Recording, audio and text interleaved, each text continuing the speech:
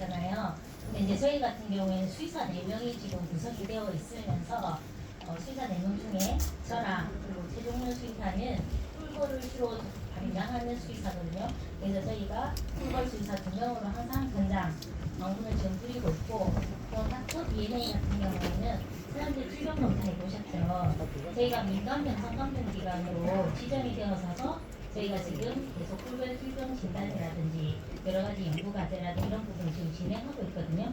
그래서 이 부분을 설명을 드리기 위해서 말씀을 드리고, 다들 왜 가축병원에서 꿀벌하러 오냐고 또 물어보시는 분들도 사실 많으세요.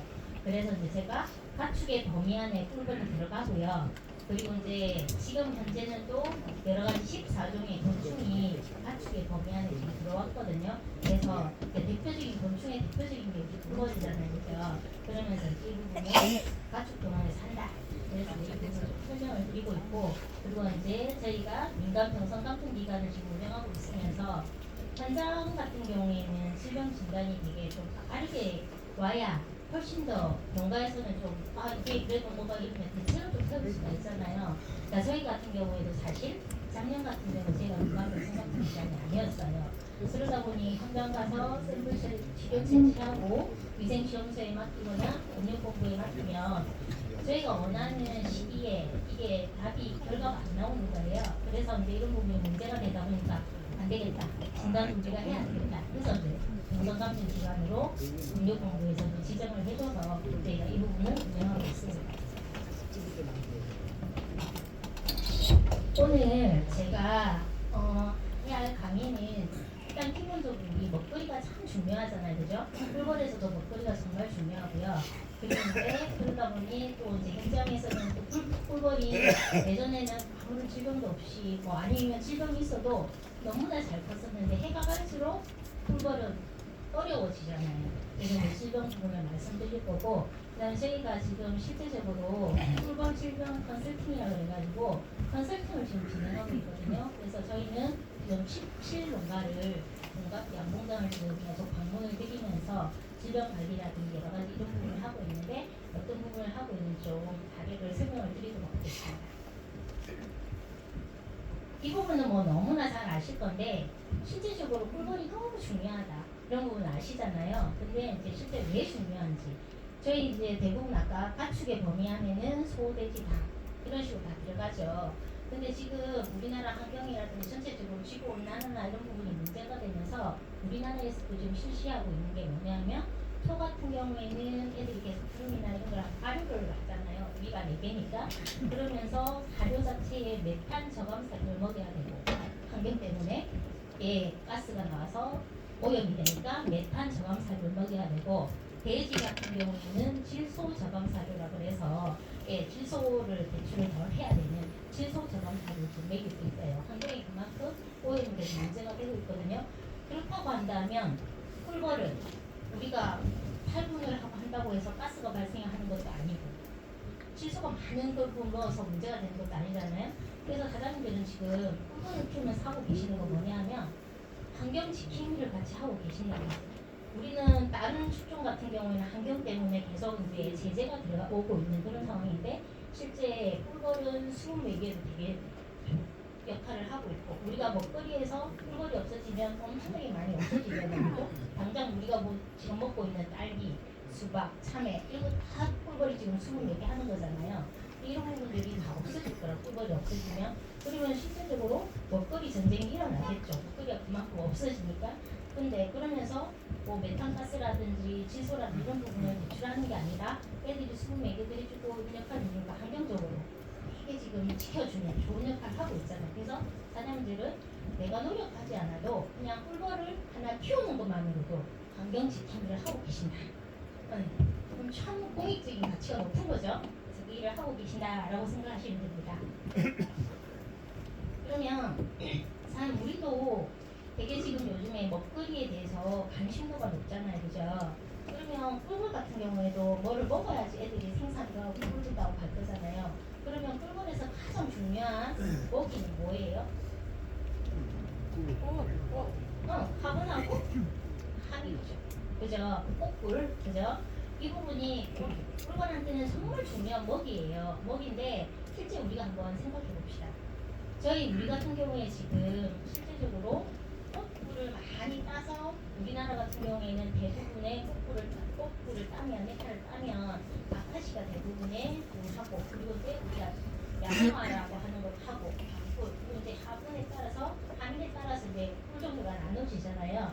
그러면 이제 그 부분을 먹이고 있고 그리고 이제 저희가 꽃가루라고 하는 화분을 채취하기도 하고 애들 하는 거잖아요. 근데 여기에서 나오는 공산물들은 벌들이 입장에서는 다 자기네들 먹이죠. 근데 우리는 지금 뭘 하고 있어요? 얘들 먹이를 다시로 뺏어서 우리 사람이 먹고 있는 거잖아요. 그죠? 그러면 벌의 입장에서는 계속 먹이 부족한 상황이 나오겠죠. 옛날 어른들이 왜 까치밥이라고 해서 남겨두고 그러셨던 그 이유들도 자기네들이 먹고 살아야 되니까 남겨두시는데 지금 우리나라 같은 경우에는 아카시 수목 자체도 노령화도 되고 벌목도 많이 하고 그물이 많이 없어져 버렸고 그러면서 이제 전체적인 먹이 부족이 많이 되고 있는 상황입니다. 그러면 이제 원천적으로 우리가 꽃꿀과 화분을 지금 먹는데 꿀벌의 입장에서는 그걸 먹는데 꽃꿀을 먹는 이유는 꽃꿀은 애들의 에너지원이에요. 힘을 쓸 수 있는 거예요. 그래서 얘들이 하는 역할이 뭐냐면 애들이 공분 온도를 높여야 되고 온도 조절을 해야 되고 좀 외역을 하러 가서 꿀을 따고 오고 하는 그런 품질을 쓰는 게 탄수화물이라고 생각하시면 되고요. 그래서 이 탄수화물들은 실질적으로 이제 우리가 탄수화물이 소화가 돼서 흡수가 될 때는 단당류의 형태로 해서 흡수가 됩니다. 그래서 우리가 꿀 같은 경우에는 포도당과 가당으로 되어 있잖아요. 그죠? 포도당과 가당으로 되어 있는데 이게 처음에 다당류에서 비당류가 되고 단당류가 되거든요. 그러니까 분자가 조그맣게 짧게 부서져 가지고 흡수가 훨씬 더 쉽게 되게 하는 그 역할을 하는데요. 그래서 실제적으로 우리가 꽃꿀 대신 사장 대신 먹이시는 게 뭐예요? 설탕을 먹이죠. 그래서 당에 만들어서 공급을 하시잖아요. 그죠? 그래서 두 부분이 있는데 꽃꿀과 설탕의 차이는 뭘까요? 꽃꿀과 설탕의 차이는 설탕은 정말 탄수화물밖에 없습니다. 근데 꽃꿀에는 여러 가지 또 비타민과 미네랄 이 부분도 있겠죠. 그러면 예전에 사장님들이 오래 이제 30년 이상 하셨던 분들은 옛날에 벌들이 질병에서도 약하거나 죽거나 이러지 않았어. 근데 지금은 정말 너무 힘들어 얘기하시거든요. 일단 여기에서도 문제가 하나 있고요.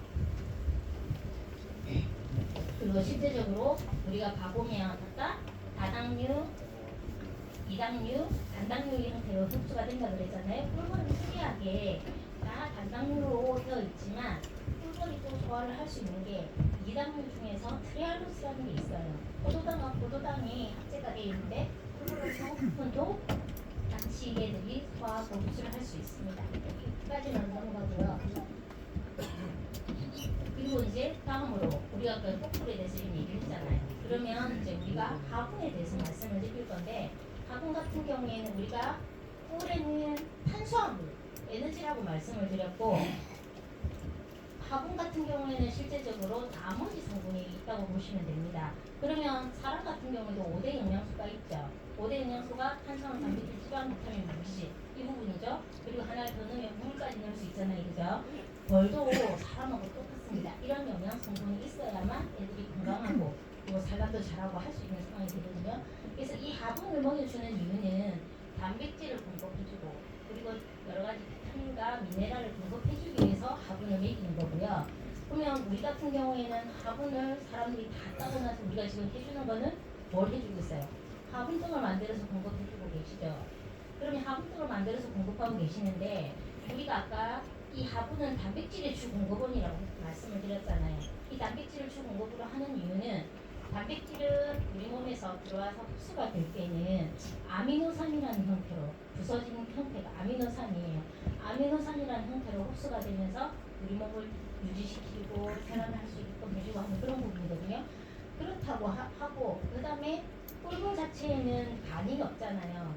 간이 없는데 이 간이 우리가 주로 하는 역할이 해독작용이잖아요.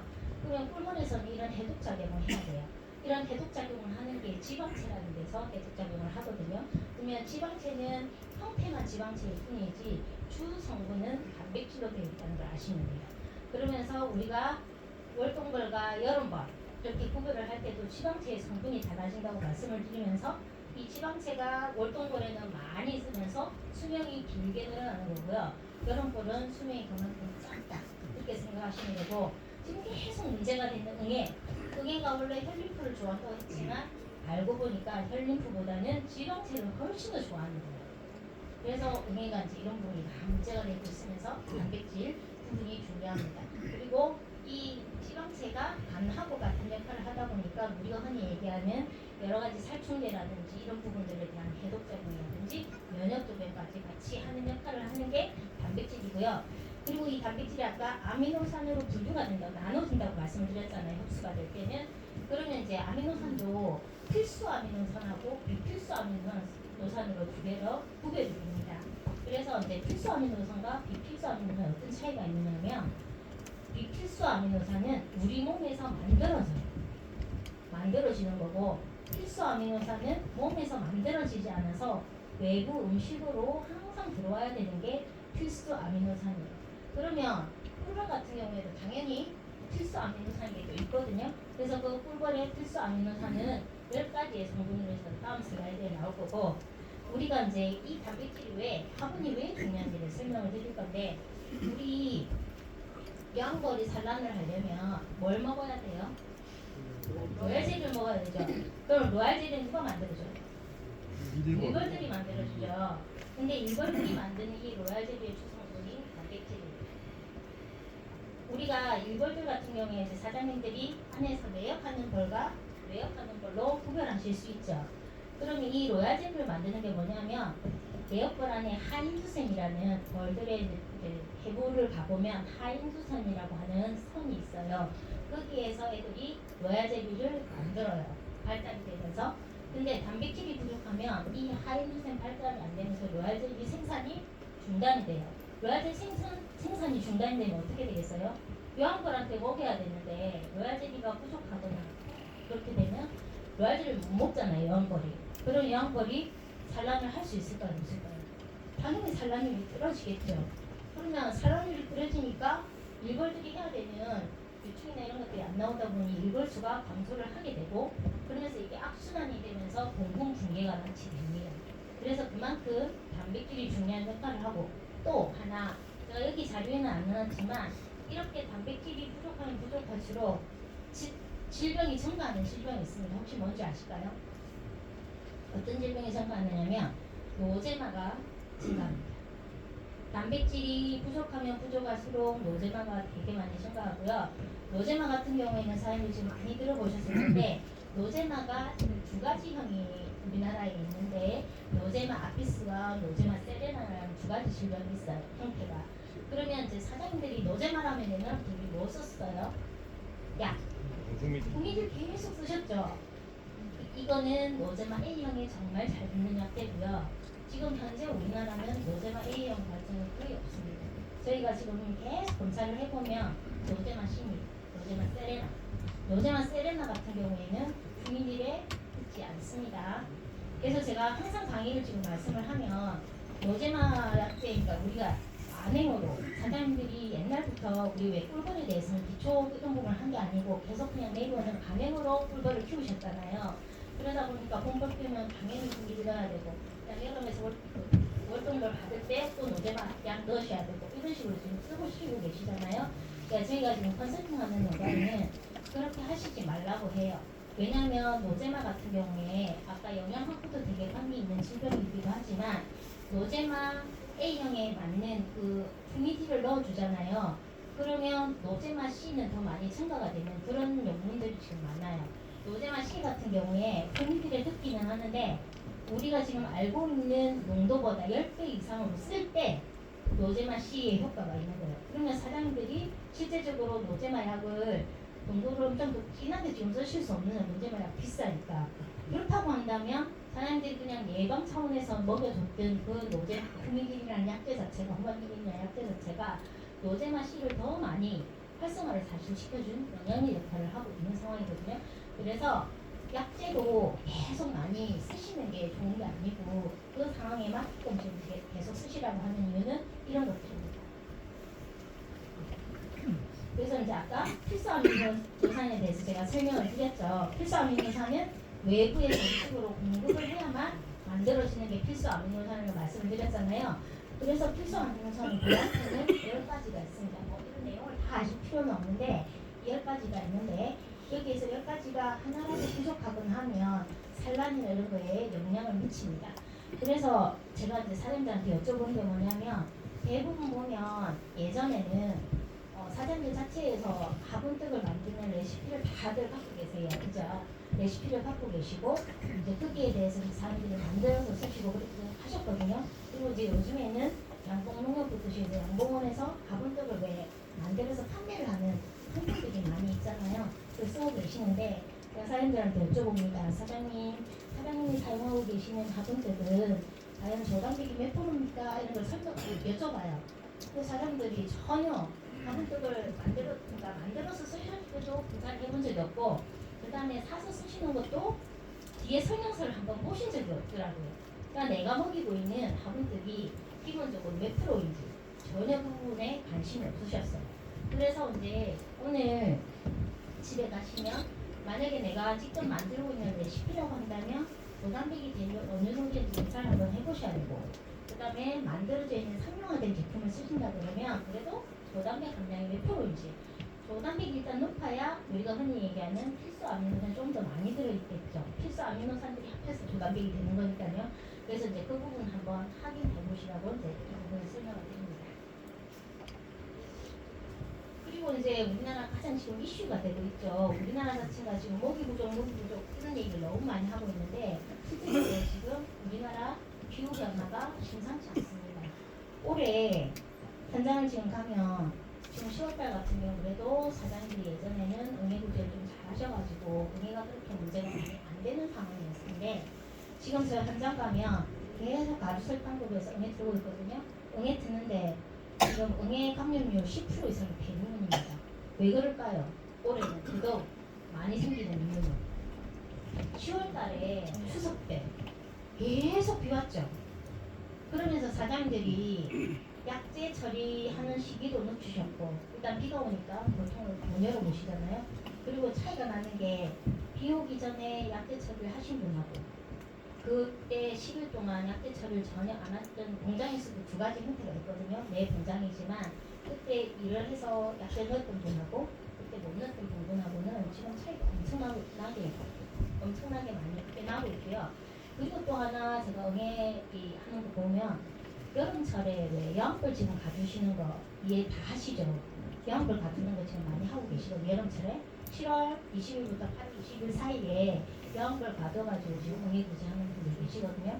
그렇게 한 공장에서도 내가 여름철에 여왕벌을 가뒀던 애들하고 안 가뒀던 애들하고 지금 응애에서 상당한 차이가 많이 나고 있는 걸 저희가 눈으로 지금 확인하고 있습니다. 그렇고 지금 우리나라는 아까 아카시 자체가 노령화가 되면서 꿀이 많이 안 나오고 있고 벌목도 지금 많이 했죠. 그래서 지금 자체 밀원 자체가 엄청나게 부족한 상황이고요. 그리고 또 기후 변화로 인해 가지고 꽃가루에 들어있는 화분, 꽃가루가 우리가 화분에 단백질을 먹여주는 주성분이라고 했잖아요. 그 단백질의 주성분이 옛날에는 100이었다고 했다는 함량이 지금은 기후 변화로 인해 가지고 너무 단순화되면서 50% 확 줄은 거예요. 그럼 애들이 먹는 것 자체가 아무리 좋은 꽃가루 먹었다 하더라도 함량이 낮은 꽃가루를 먹으니까 당연히 영양 부족이 오겠죠. 그래서 이 부분이 문제가 되고 있습니다. 그래서 지금 현실은 공분이 악화되고 소실되고 그리고 이제 감로꿀이 더 많이 만들어지고 하는 그런 부분이고요.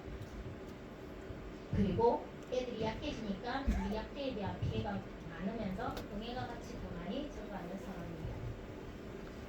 그래서 이건 결국은 뭐냐면 전체적으로 서식지하고 밀원이 감소하면서 먹이 부족도 되었고 그리고 이제 기후 변화로 인해서 단순한 밀원이 되었고 이러면서 영양의 불균형이 지금 이루어졌어요. 그러다 보니까 애들이 면역력이 약해지고 질병에 대한 감수성이 증가하게 됩니다. 그래서 지금 이런 부분이 있다 보니까 우리 약재는 지금 오히려 면역력은 약해졌는데 사장님들 지금 현장에서 약은 옛날보다 훨씬 더 많이 좀 처리하고 계시잖아요. 그죠? 그러다 보니까 애들이 견뎌내지를 못해요. 그래서 이런 부분들이 지금 문제가 되고 있습니다. 그러면 제가 이 부분을 또 설명을 드리면서 사장님들한테 여쭤봅니다. 사장님, 봄벌 겨울 때 사장님들 이제 물 공급을 해주시는 걸 너무 당연히 생각하시죠? 물 공급 앞에 소문 입구에 이제 소문급수기 넣거나 그리고 벌통 안에 물 넣거나 이렇게 해주시죠. 그래서 이제 물 공급을 충분히 해주라고 말씀을 드리는데 벌은 사장님 일을 많이 하면 할수록 수명은 어떻게 돼요? 짧아지죠. 그러면 봄벌을 깨울 때 사장님 애들이 물을 먹으러 밖으로 나가는 거하고 물을 안에서 공급을 해주는 거하고 어떤 게 더 나은 거예요?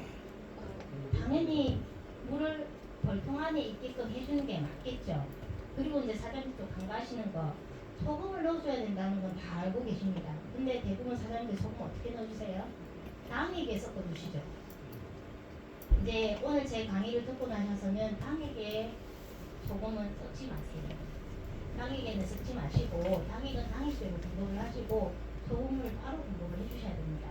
왜 소금물이 왜 필요하냐면 특히 애들이 산란을 할 때 소금물이 많이 필요해요. 그러면 봄벌 끓을 때 소금을 넣어줘야 되겠죠. 그러면 물을 이왕이면 따뜻한 물을 공급해주는 게 훨씬 더 좋겠죠. 근데 우리가 소문급수기에 물통을 걸면 햇볕이 있을 때는 어떻게 돼? 그 물이 따뜻하죠. 근데 애들이 다 못 먹을 때 그 다음에 아침에는 어떻게 돼요? 물이 얼죠. 그러면 우리도 너무 차가운 물에 손 담그면 어떻게 돼요? 경기하죠. 놀라죠. 벌들도 똑같거든요. 그리고 봄벌을 깨울 때는 우리 벌이 다 만상이 아니잖아요. 그러면 벌통기에 어디 공간이 남아있죠. 그죠? 그래서 저는 그 공간 활용을 사실은 하거든요.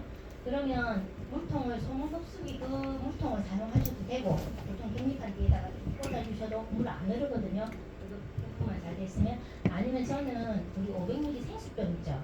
생수병에 주사바늘로 2개 구멍을 좀 뚫어요. 그럼 애들이 그걸 물을 먹거든요. 그러면 그 공간이 있기 때문에 그 물통을 저희는 한 3-4개를 같이 넣어요. 그리고 봄벌에서는 오픈을 자주 하는 것보다는 최대한 적게 해주는 게 도움이 되는 거잖아요. 그리고 그럼 애들이 안에서 물을 다 먹고 그 물 또한 차지 않잖아요. 그리고 그만큼 애들이 우리 찬물 먹고는 옛날 어른들 배앓이 한다고 하죠. 그러면 훨씬 더 배앓이 하거나 이런 부분이 줄어들어요. 그래서 그렇게 하시고 아까 제가 소금물을 꼭 먹여야 된다고 말씀을 드렸잖아요. 그러면 소금물을 먹이는데 사장님 옛날에 어떻게 했어요? 당근 만들 때 소금 한 주먹 그냥 이런 식으로 하셨죠. 벌들한테 소금은 0.1%가 좋습니다. 너무 진해도 안 돼요. 0.1%라고 한다면 물 1대 소금 1g. 그러면 사장님들 한 마리면 20리터죠. 얼마예요? 20g. 네. 그거는 사장님 천일점 조금 이거 알아서 하실 수 있죠. 그리고 20리터 그 말통에 소금물 만드셔가지고 넣어가지고 페트병에 넣으시는 거 그런 건 하실 수 있죠. 예? 안심합니다. 다들 다른 데서는 0.9% 얘기하시는데요. 저희가 확인했더니 0.9%는 벌한테 되게 무리가 가는 정도고요. 0.1에서 0.3% 지금 얘기하고 있는데 제가 0.1% 말씀을 드리는 이유는 우리가 온도가 조금 높아지면 당연히 소금물의 농도가 높아질 수밖에 없잖아요. 그래서 제가 0.1% 말씀드립니다. 그래서 이 부분 같이 하시면 되고요. 그리고 이제 애들이 활동을 조금 적게 하라는 이유는 그러니까 물을 안에서 공급해주고 바깥에 나가서 일을 하면 할수록 훨씬 더 애들이 수명이 주고 그다음 겨울철에 애들이 한낮에 하게 되면 어떻게 돼요? 나갔다가 얼어 죽는 경우가 많이 생기잖아요. 그러니까 이제 이런 부분. 그리고 아까 말씀드렸던 양질의 화분떡. 그러니까 이제 제가 화분떡을 이제 자꾸 설명을 드리니까 사장님들이 화분떡에 그러면 조단백질만 높으면 되느냐 이렇게 물어보시는데요. 그게 아니고요. 우리가 흔히 얘기해서 똑같은 조단백질 13%를 하더라도 벌들이 싫어하는 애들을 많이 넣어서 단백질 함량만 맞추면 안 돼요. 왜냐면 사장님들 지금 대부분 보시면 지금 사용하고 계시는 거 보면 배두박 같은 거 많이 사용하고 계시거든요. 배두박 같은 경우 배두박이라고 하는 건 뭘까요? 우리 흔히 소콩에서 기름을 짠 나머지를 배두박이라고 합니다. 그러면 기름을 짰으니까 지방은 나가고 있고 나머지 성분은 단백질 함량하고 이런 부분이 높겠죠. 근데 벌들은 배두박 정말 콩은 좋아하는데 배두박은 정말 싫어합니다. 그래서 화분들이 배두박이 많이 들어가거나 이러면은 어떻게 되냐면 애들이 화분을 다 밑에 물어내 놓습니다.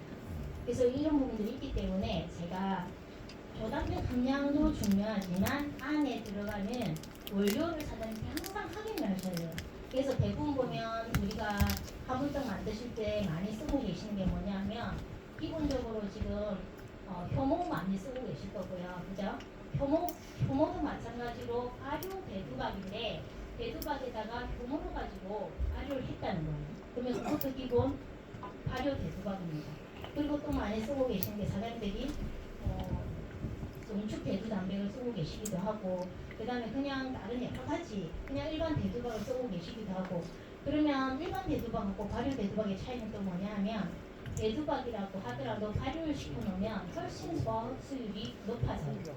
근데 이제 그런 부분이 있고 그래서 이제 전체적으로 화분떡은 벌들이 좋아하는 그리고 벌들이 잘 소화할 수 있는 원료를 넣어서 단백질이 조단백 함량이 13%든 18%든 20%든 이렇게 되는 게 중요하다. 그 부분은 이제 설명드립니다. 지금은 제가 오늘 질병에 대해서 말씀을 해달라고 하셔가지고 영양 부분은 되게 짧게 지금 했거든요. 그래서 나중에 질문을 따로 받고 그리고 이제 지금부터는 꿀벌 질병에 대해서 이제 설명을 드릴 건데요. 사람들 지금 꿀벌 질병 우리나라에서 진단되고 있는 거 몇 종일까요? 우리나라 이제 보면 꿀벌 질병 진단해 주잖아요. 진단해 주는 게 실제적으로 PCR로 우리 이제 코로나 때문에 사람들이 PCR이라는 걸 너무 잘 알아요. 그죠? 꿀벌 질병 진단은 다 PCR법으로 합니다.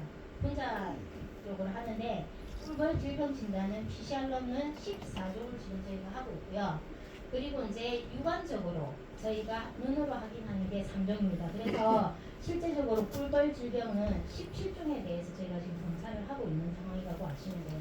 그러면 꿀벌 질병 같은 경우는 이제 원인체별로 해가지고 구별할 수가 있는데 우리가 잘 아는 세균성 질병이 있고 그리고 이제 바이러스성 질병이 있고 그리고 곰팡이성 질병이 있고 기생충 질병이 있습니다. 그래서 지금 이제 우리 꿀벌에서 법정 전염병도 있죠. 법정 전염병 같은 경우 1종, 2종, 3종 이렇게 세 가지로 나눌 수 있는데 축산을 하시는 경우에는 보면 1종 전염병 때문에 지금 비상입니다. 특히 지금 그 비상은 뭐냐면 닭 쪽으로 하시면 고병원성 인플루엔자 많이 들어보셨죠? 지금 전라도에서 기러기 농장에서 고병원성 인플루엔자 발생해가지고 지금 비상 방역 계속 돌리고 있거든요. 그건 1종이고 1종은 무조건 살처분입니다. 그리고 이제 2종 같은 경우 이동 제한이라는 이런 부분이 있는 그런 부분인데 꿀벌도 법정 전염병이 있어요. 1종은 없습니다. 2종과 3종이 있는데 2종은 뭘까요?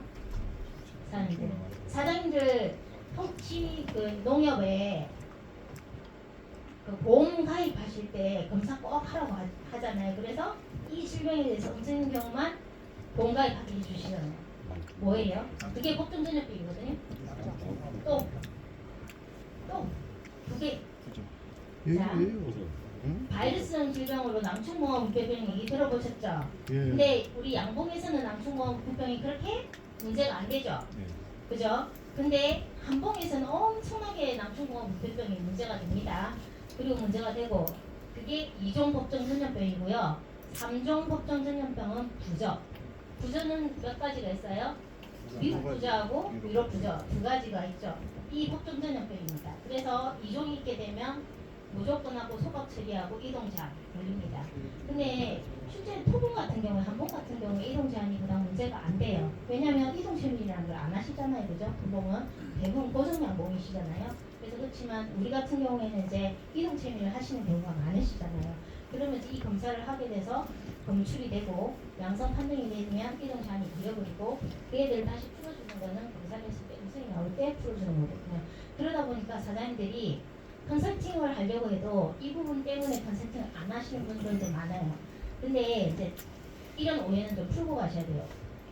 양봉에서 낭충봉화 부패병을 PCR로 검사를 하면 검출은 될 수 있어요. 항원, 그러니까 원인체가 나올 수는 있는데 거기에서 저희가 양성 판단을 하는 거는 임상 증상이 있을 때 검출이 되고 임상 증상이 있을 때 저희가 양성을 하는 거거든요. 그러니까 검출과 양성은 달라요.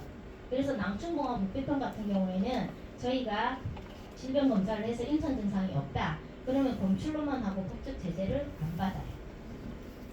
근데 이제 보험은 달라요. 보험은 음성 위험만 받을 수가 있는 거고 그래서 이제 그렇게 하고 그런 부분이고, 그다음 지금 저희가 컨설팅 같은 경우를 하고 있을 때 법적 조치를 취한다고 해서 저희가 현장에 가고 그다음에 공무원이 현장에 같이 나오거든요. 그러면 저희가 보는 앞에서 소각 처리하고 하는 그런 부분도 있습니다.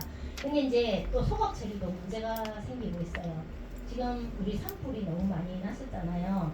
그러니까 화재 위험성이 없고 야구농가에서 지금 소각을 제대로 못하시면서 소각에 불편함이 있으신데, 이런 법정전염병 발병이 됐다고 하면 시군에 우리 법정전염병 때문에 진단을 받았고 여기에 대한 공판을 소각을 해야 된다, 소비 소각을 해야 된다 라고 얘기하면 그분들이 입회하에 소각 처리할 수 있게끔 해주십니다. 근데 사장님들이 무조건 하고 안 된다고 생각을 하시거든요. 그렇지 않습니다. 그래서 그렇게 처리하시면 돼요. 그러면 이제 세균에 대해서는 미국 부자하고 유럽 부자가 있고, 기생충성 질병이 있고, 그 다음에 곰팡이 질병이 있습니다. 곰팡이 질병 같은 경우에 뭐가 있냐면 백무, 석고, 노제마 이렇게 있습니다. 백무, 석고, 노제마. 그러면 이제 사장님들이 백무하고 석고는 똑같은 질병이라고 사실은 생각을 했어요. 근데 백무과 석고는 다른 질병입니다.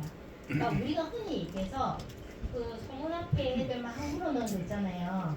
물어내고 곰팡이 피고 있고 이 부분은 100% 백묵입니다. 석고라 하는 거는 우리 백묵은 분필을 백묵이라고 했잖아요. 그러면 그 백묵은 딱딱하지 않고 어때요? 분필은 부드럽죠. 이 가루가 나오고, 근데 밖에 나와서 수분이 날아가면서 걔들이 좀 딱딱한 것처럼 느껴지는 거고, 그 다음에 석고 같은 경우 우리 왜 팔 금가거나 이러면 우리 석고 하죠. 만들죠. 그러면 걔들은 어떻게 돼요? 딱딱하죠. 고정을 해야 되니까. 그래서 구별하시는 게 뭐냐면 석고병은 소방 안에 들어있어서 잘 빠지지가 않아요. 그래서 우리가 석고는 확인을 잘 못해요. 그래서 백목 같은 경우에는 애들이 곰팡이가 펴가지고 소방에서 제가 빼면 빠져요. 근데 석고는 안 빠져요.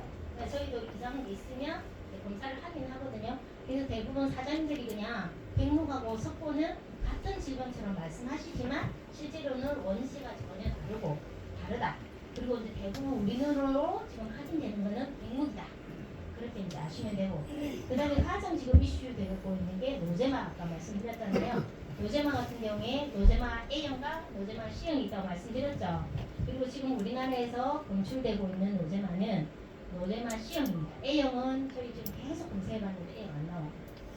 그러면 A형에는 아까 후미딘이라는 좋은 약재가 있었는데 노제마 C형에 대한 약재는 사실 아직 뭐 정확하게 나와 있지는 않고, 지금 계속 이제 법령공부도 그렇고 노제마 C형에 대해서 이제 꿀벌에서 기인한 생균제라든지 이런 것들을 해가지고 지금 그 생균제 연구가 지금 하고 있는 상황이고요.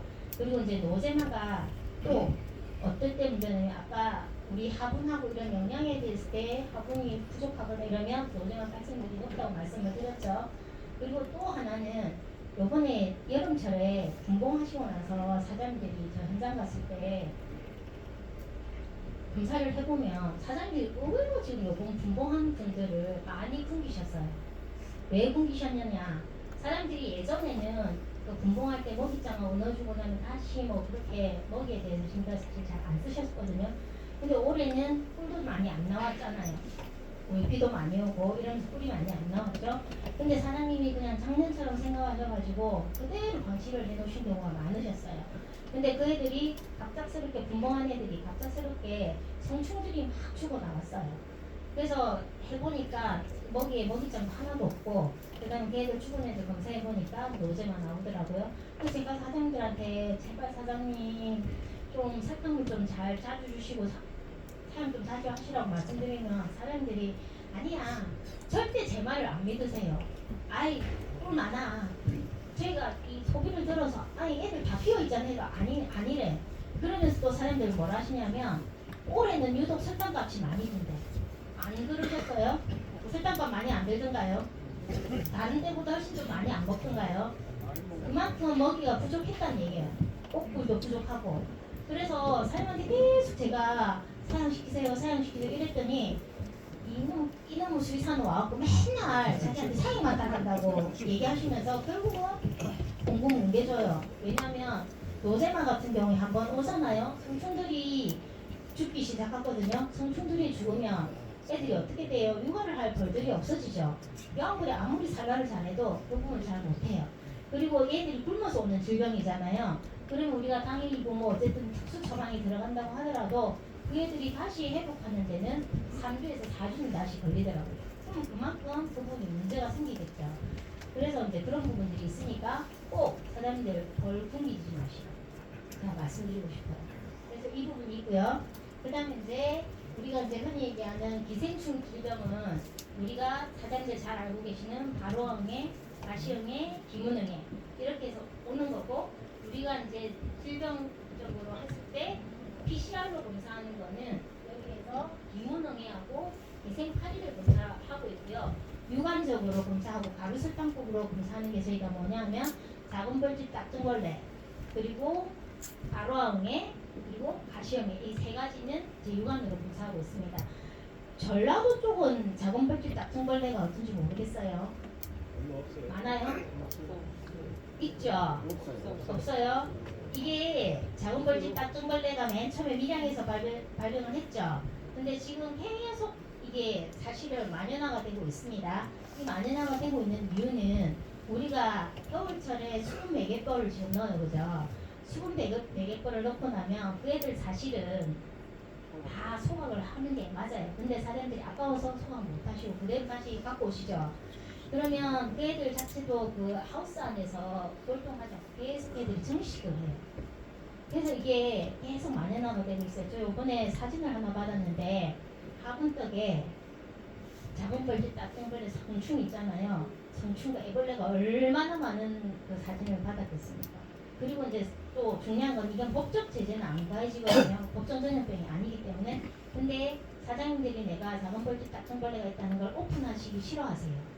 근데 이거를 같이 오픈해서 같이 그 지역에서 사실은 밀양이 문제가 된다면 밀양에서 같이 방제를 하셔야 돼요. 그죠? 하우스 들어갈 때도 같이 방제를 하고 어쨌든 그런 걸 하셔야 되잖아요. 근데 지금 그런 걸 안 하고 시시시시 하다 보니까 이게 지금 더 많이 문제가 되고 있는 그런 상황이고 그 다음에 이제 바로항해와 가시항해가 있는데 바로항해하고 가시항해 같은 경우에 제가 아까 17농가를 다닌다고 했죠. 바로항해가 없는 집은 하나도 없습니다. 근데 가시항해는 작년에는 그래도 가시형해를 제가 봤거든요. 올해는 딱 제가 두 농가에서만 가시형해를 봤어요. 가시형해는 그냥 많지 않아요. 지금 현장 갔을 때. 그리고 이제 가시형해가 많은 데는 제주도가 많아요. 제주도 쪽에는 가시형해가 많은데 전라도에도 가시형해는 많을 수 있겠다. 이유는 자 우리가 흔히 얘기해서 보통 월동을 하잖아요, 그죠? 그러면 응애 이제 생활사하고 모양 때문에 이제 이게 생기 달라지는데 바로항에는 성체에 타죠. 성체에 붙여 있죠. 근데 가시형에는 성체에 붙여 있지를 못해요. 그러면서 요즘에 월동을 하시면서 사장님들이 다시 영업을 가두기 시작하시고 그다음 우리가 월동을 할 때 산란 확대를 시키잖아요, 그죠? 그러면 유충이라는 게 이제 없어지잖아요. 그러면 바로항에는 성충에 기생을 하기 때문에 계속 살아남습니다.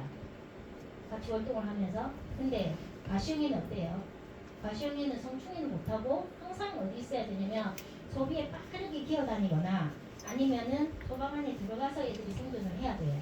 근데 우리가 산란이 없으면 가시형에는 어떻게 돼요? 애들이 있을 데가 없죠. 실제로 먹이가 없어지잖아요.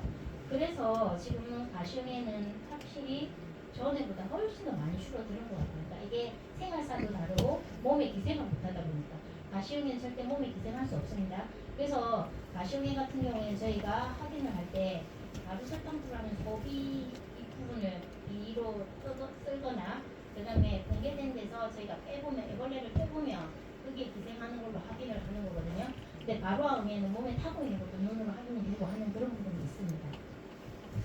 그리고 이제 바이러스 같은 경우에는 날개구두 바이러스부터 시작해서 이스라엘 겁성마비병 그리고 검은여왕 벌방 바이러스 등 이런 부분들이 있습니다.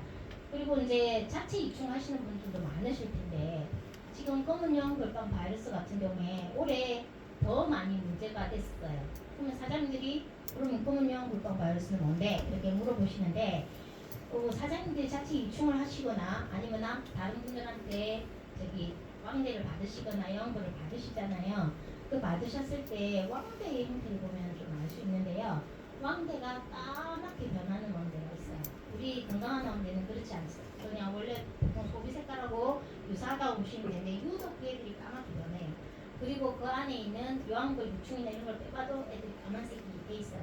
근데 그 애들 같은 경우에는 뭐냐면 실제적으로 요한벌이 그냥 계속 약해져 있는 상황이고 이게 엄청 증상이 뚜렷하게 나타나거나 그러진 않아요.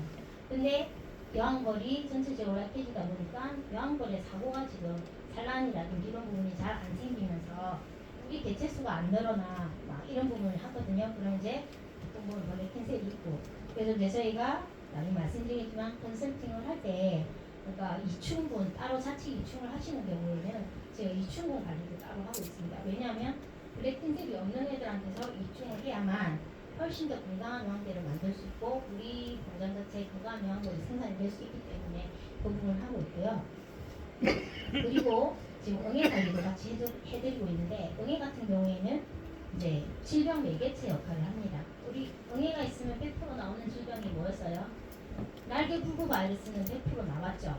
날개불구 바이러스는 100% 나오는데 이 응애가 질병 매개체 역할을 하기 때문에 실제적으로 우리 농가에 나오는 응애하고 여기 사장님께 나오는 응애에서 나오는 질병의 양상이 달라요. 나오는 건 뭐냐면 100% 날개불구 바이러스는 100% 나와요. 근데 어떤 응애에서는 백목이 나오는 경우도 있고요. 어떤 응애에서는 뭐 다른 노제마가 나오는 경우도 있고 이거는 질병 양상이 달라지더라는 거죠. 그러니까 응애는 왜 아까 지방치 내지는 흘림프를 먹는다 그랬죠. 그러면서 걔들한테 먹으면서 질병을 계속 전달을 하는 역할을 하는 거예요. 그래서 질병이 달라집니다. 그리고 사장님들이 이제 실제적으로 우리가 아까 전파 부분을 말씀을 드렸는데 꿀벌 같은 경우도 마찬가지로 다른 가축 같은 경우도 마찬가지냐 수직 전파와 수평 전파가 있거든요.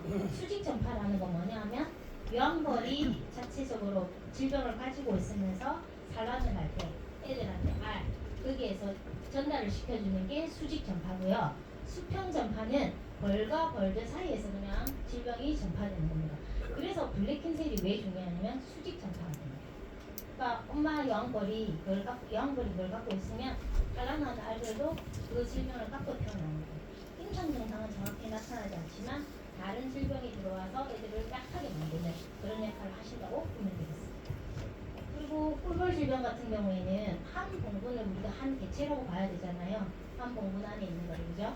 그러다 보니까 개체 치료 어렵고 집단 치료를 하셔야 되고, 그 다음에 전파 속도가 엄청 빠르고, 그리고 단일 질병 감염보다는 항상 복합 감염입니다.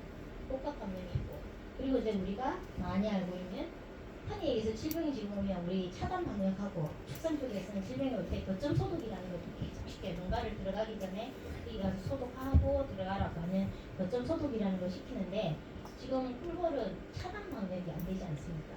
왜냐하면 꿀벌은 날아다니는 애들인데 어떻게 차단 방역을 해요, 그죠?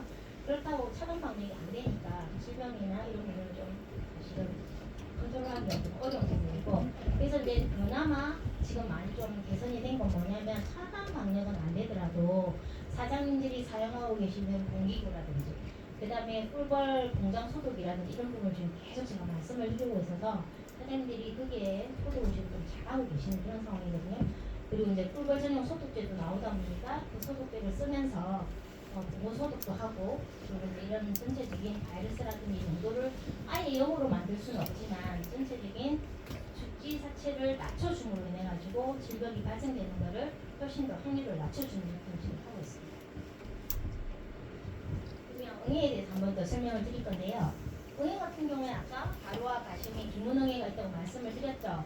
그리고 우리나라는 아직 기문응애는 발생 보고가 없습니다. 왜냐하면 기문응애는 저희가 눈으로 확인할 수 없고요. 벌들의 기문에 기생하는 응애예요. 그러다 보니까 실제적으로 PCR을 하면 기문응애에 대해서 하는 게 아니고 기문응애 총 그 부분을 했을 때 양성이 나오고 검출이 되고 거기에서 검출이 되고 나면 저희가 확인해야 되는 게 벌의 성충을 가져가가지고 벌이 기문이 있는 데를 잘라서 성충까지 확인을 할 때 발생이 되었다 이렇게 얘기를 하거든요. 그래서 저희가 지금 기문응애는 성충 확인을 한 번도 한 적이 없기 때문에 우리나라는 발생 보고가 없고요. 발화응애와 가시응애는 상시 존재하는 그런 응애라고 보시면 됩니다. 앞에서도 설명드렸지만 응애 같은 경우에는 지방타라든지 흘림피를 먹는다고 말씀을 드렸잖아요.